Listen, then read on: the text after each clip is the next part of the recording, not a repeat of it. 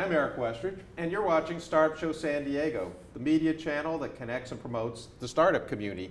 And with all the displaced people with hurricanes, we've been talking a lot about tiny homes and solving housing problems. And we're kind of talking about what happens when you get an advocate, a builder, and an architect who's standing back there providing a lot of information. What happens when you solve those problems? So we're here with Ellen Stone, chair of the Tiny Home Subcommittee and mental health advocate, and with Bob Link, who is with the Modular Home Division of C&N. Did I get that right? You did. Ellen, Perfect. tell us. Tell us, how did you get involved with tiny homes?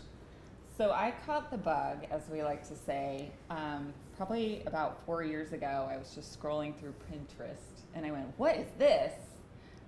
This looks like a great way to solve some of the homeless problems that we're having, and specifically in mental health, most of the consumers that are in the system don't have a lot of money. They're usually very low income, and so housing is a big problem, and tiny homes are small, which means they cost less, and they're more customizable, which is great for anyone that has a condition that requires a lot of attention. So I was hooked. And Bob, who is this tiny house? What problem are we solving here for what kind of people? Eric, it's an opportunity to meet the needs in a community which demands housing, and the housing isn't there. Give us an example, The specifically. housing has disappeared, and what the community is telling us that with the demolition of the single occupancy units, replacement by larger developments, the opportunities for people that have limited income, that have challenges that they're facing, the housing just is not there. And it's a sad presentation on the street right now that there's a whole community of people, 10,000 people in San Diego that we're not meeting. If I was to go look on Yeah. Craigslist or look on the listings, Yeah. it's just not, there's nothing in there. Right. And so we need to build the housing stock, and that's really hard to do if you're building buildings. We're looking at 5 to 8 years to create a apartment building. Tiny homes can be built in a matter of months, brought in.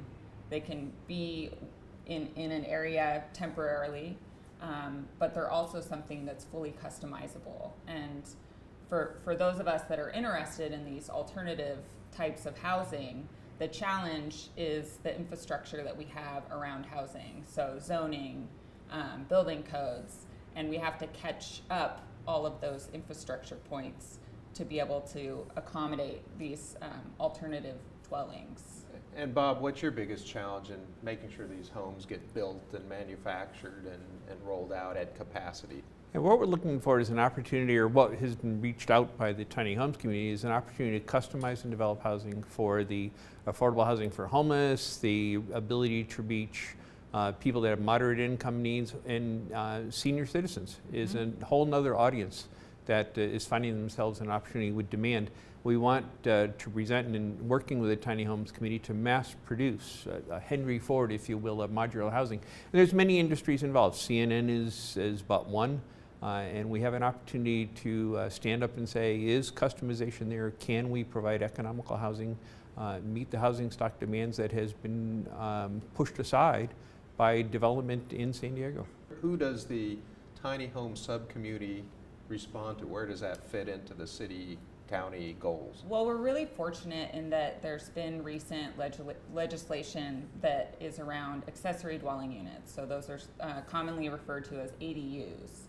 And that allows for residential zoning for single family homes to now have an additional unit in their backyard, which their retired parent can stay in, which their millennial young person that's going to college can stay in, and opens up another opportunity for a homeless individual to have a place to stay, or someone with a lower income. And so what we're really trying to do with the Tiny Home Subcommittee is show what that looks like. We have an event planned for October 26th through 28th at the Jacobs Center, Market Creek Plaza, where we'll be staging a tiny house village. So 3 to 4 little tiny homes in their full glory, where people can touch them, see them, be inside them, and realize how much larger it actually is when design is part of the equation and all the needs are met, but there's a smaller footprint, which means it's more affordable. And if somebody wants to go to this event, where do they find out more? So they can find out more by going to our Facebook page, which is TH Sub, or our website, which is www.tinyhomecentral.net. And they can keep up to date by staying connected to our Facebook page. We also have an event listed there where people can RSVP and get the latest.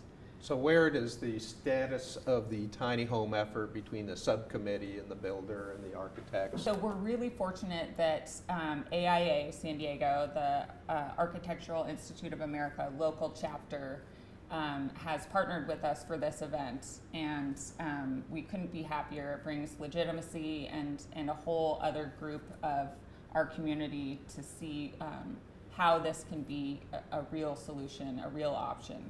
So government and community and Architects. and Yeah. the builders have gotten together saying, let's do this. Yes. What's the status right now?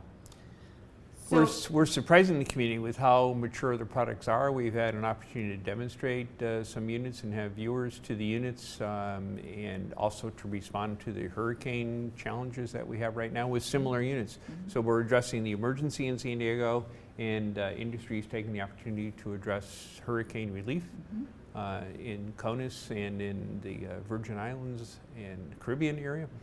And we're surprising people with how mature the industry is. Yeah, and there's really a lot of different options. So, so what Bob is offering is one type of typology. So, the shipping container model, metal framed metal housing. framed housing. Right. We also have stick-built tiny homes that will be available. So, a number of different ways that tiny can be expressed. For people to see how much variety there is to choose from. So let's get out the crystal ball. Yeah.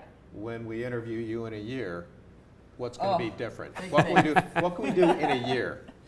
So in a year, the legislation is there, the architects are there, the builders are there, the advocates such as myself are there. We're lining everything up. It's really an exciting time, and I think this event is a great opportunity for people to come out, get aligned, see what part they can play in really solving this problem. And hopefully by this time next year, we'll have tiny house villages in all areas of the county. We'll have ADUs with lots of different modular housing options available in people's backyards, and we'll increase the housing stock tenfold is my hope. I think the important thing about the event coming up is we're also building in a significant portion of time to listen to the community. What does the community want? What are the politicians seeing as a need that they hear?